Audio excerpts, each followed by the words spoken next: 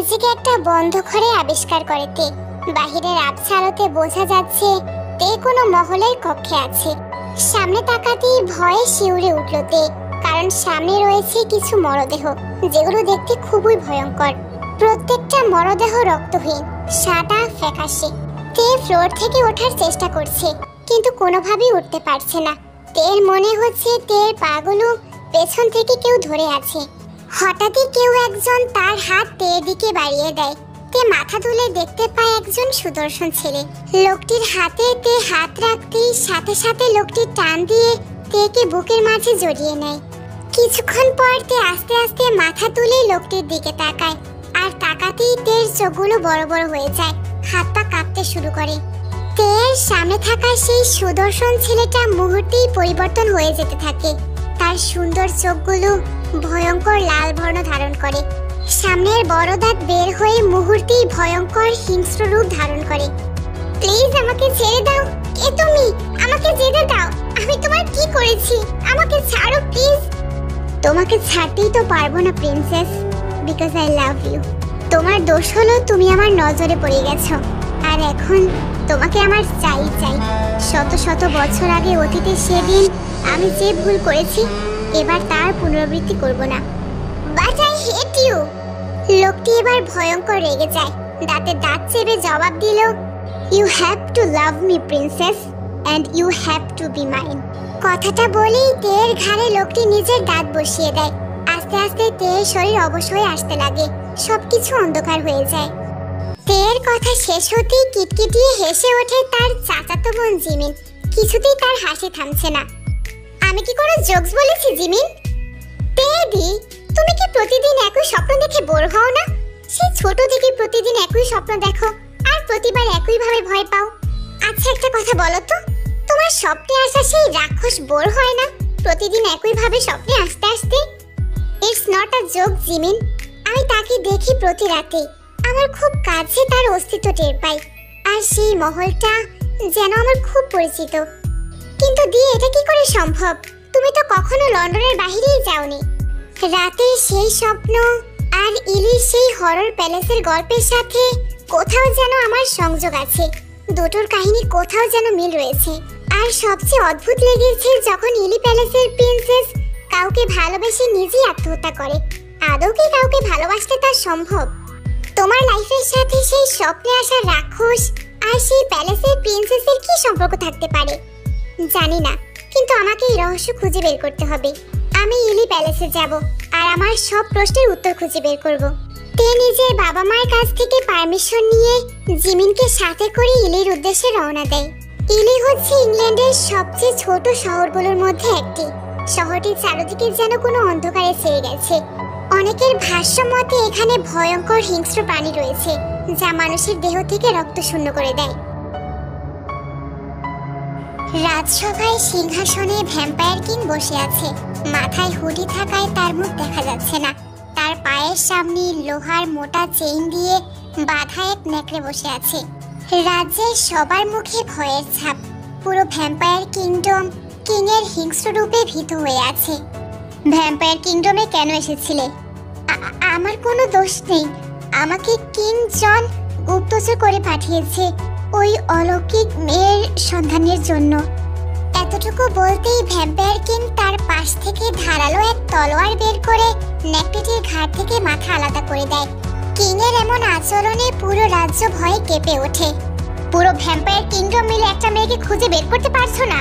আজ ওই মেয়ে 19 বছরে পা রেখেছে। আস্তে আস্তে তার শক্তি প্রকাশিত হতে থাকবে। ওই মেয়ে যদি নেকড়েদের হাতে পড়ে, তাহলে পুরো ভ্যাম্পায়ার কিংডমের জন্য তা কাল হয়ে দাঁড়াবে, সব শেষ হয়ে যাবে। ওই মেয়ের বেঁচে থাকা মানে পুরো ভ্যাম্পায়ার কিংডমের বিনাশ। আমার ওই মেয়েকে চাই, চাই মানে চাই। যে করেই হোক ওই মেয়েকে খুঁজে বের করো। কথাটা বলেই কিং সভা ছেড়ে চলে যায়।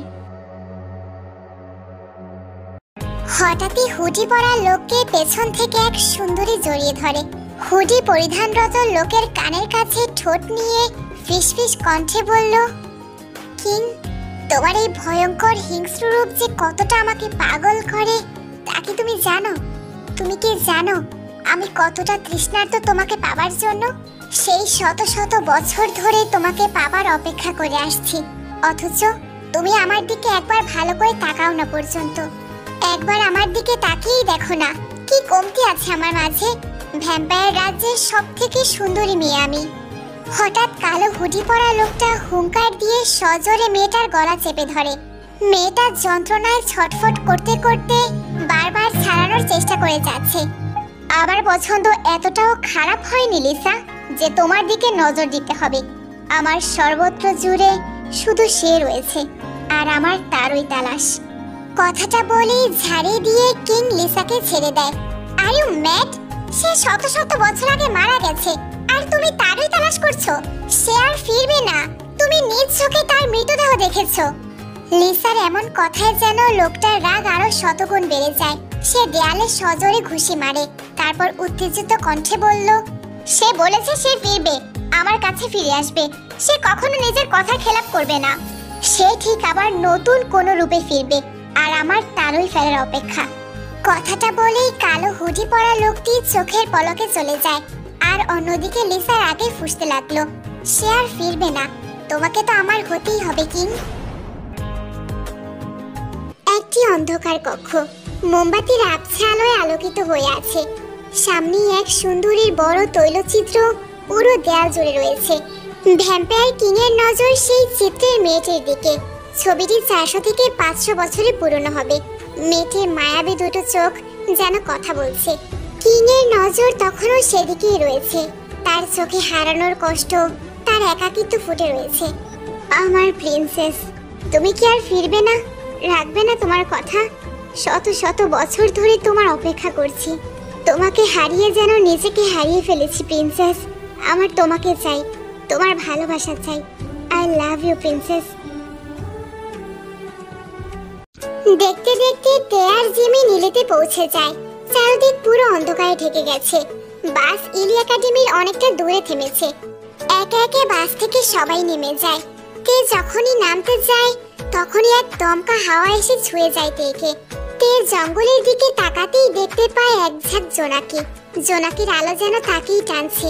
এক অদ্ভুত মায়া খুঁজে পাচ্ছে তে। এক পা দুপা করে আগাতে আগাতে আস্তে আস্তে জঙ্গলের মধ্যে চলে যাইতে, কিন্তু সেদিকে ওর কোনো খেয়ালই নেই। হঠাৎই জঙ্গলের মাঝে এসে জোনাকি গায়েব হয়ে যায়। জোনাকি দেখতে না পেয়ে তে আশেপাশে খুঁজতে থাকে। খোঁজার সময় তে ধ্যান ফিরে আসে। নিজেকে জঙ্গলের ভেতর দেখে বেশ ঘাবড়ে যায় তে। কোথায় যাবে, কোন দিকে পথ, তা নিয়ে বেশ চিন্তায় পড়ে গেছে। এসব ভাবতে ভাবতেই হঠাৎ তের ভাবনায় ছেদ পড়ে কোনো এক শব্দে। মনে হচ্ছে কিছু লোক কথা বলছে। তে শব্দ শুনে দ্রুত সেদিকে এগিয়ে যায়, কিন্তু সেদিকে গিয়ে যা দেখলো তা দেখার জন্য তে মোটেও প্রস্তুত ছিল না।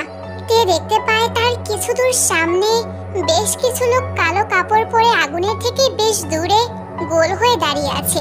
তাদের মাঝখানে স্টার চিহ্ন আঁকা। চিহ্নের মাঝখানে আগুন জ্বলছে। কারোরই চেহারা দেখা যাচ্ছে না মাথার হুডির জন্য। সবাই এক এক করে আগুনের মধ্যে চলে যাচ্ছে। চলে যাচ্ছে বললে ভুল হবে, চোখের পলকে গায়েব হয়ে যাচ্ছে। তে এসব দেখে ভয়ে কাঁপতে থাকে। হঠাৎই তে গাছের ডালের সাথে বেজে পড়ে যেতে নেয়। এর ফলে শব্দ হয়, আর এই শব্দ শুনেই কিং পেছনে ফিরে তাকায়। তে ভয়ে গাছের আড়ালে চলে যায়, হাত দিয়ে মুখ ঢেকে ফেলে। হঠাৎ নিজের খুব কাছে কারো অস্তিত্ব টের পাইতে, কিন্তু তে এখনো চোখ বন্ধ করে আছে। বেশ কিছুক্ষণ পর তে কিছুটা সাহস জুগিয়ে নিজের চোখ জোড়া খোলে। ছোট ছোট চোখ করে সামনে তাকাতেই তে রুহু বের হয়ে যায়। এই সে কাকে দেখছে, আর এটা কিভাবে সম্ভব? স্বপ্ন কি করে বাস্তব হয়? তে তার স্বপ্নে আসা সেই ভয়ঙ্কর চেহারার লোককে সামনে দেখে ভয় পেতেও ভুলে গেছে। সেই ভয়ঙ্কর রক্ত রাঙানো লাল চোখ, সামনের বড় দুটো দাঁত, স্বপ্নের চেয়েও বাস্তবে বেশি ভয়ঙ্কর লাগছে। তে যেন শ্বাস বন্ধ হয়ে আসছে। অতিরিক্ত ভয়ের কারণে তে সেখানেই অজ্ঞান হয়ে পড়ে যায়, তবে পড়েছে একদম লোকটার বুকের উপর। এদিকে সেই কালো হুডি পরা ভ্যাম্পায়ার কিং এক মনে তাকিয়ে আছে তের দিকে, যেন সে শত শত বছরের তৃষ্ণা মেটাচ্ছে। তাহলে কি সে সত্যিই ফিরে এসেছে নিজের কথা রাখতে? বারবার ভেবে যাচ্ছে এটা কি আসলে বাস্তব নাকি কোনো স্বপ্ন। সেই একই হরিণ টানা চোখ, একই ঠোঁট, একই চাহনি, একই চেহারা। লোকটি তেকে নিজের বুকের সাথে শক্ত করে জড়িয়ে ধরে। সত্যিই কি তুমি আমার প্রিন্সেস? আমার ভালোবাসা, সত্যি কি তুমি আমার জন্য ফিরেছো? এই ধরনের গল্প মেক করতে অনেক বেশি টাইম লাগে, ভয়েস এডিট সবকিছু অনেক বেশি ঝামেলার। তোমাদের কথা চিন্তা করে আমি গল্পটা পার্ট স্টোরি হিসেবে দিচ্ছি, তবে গল্পতে তোমাদের রেসপন্স কম থাকলে আমি গল্পটা আর কন্টিনিউ করব না।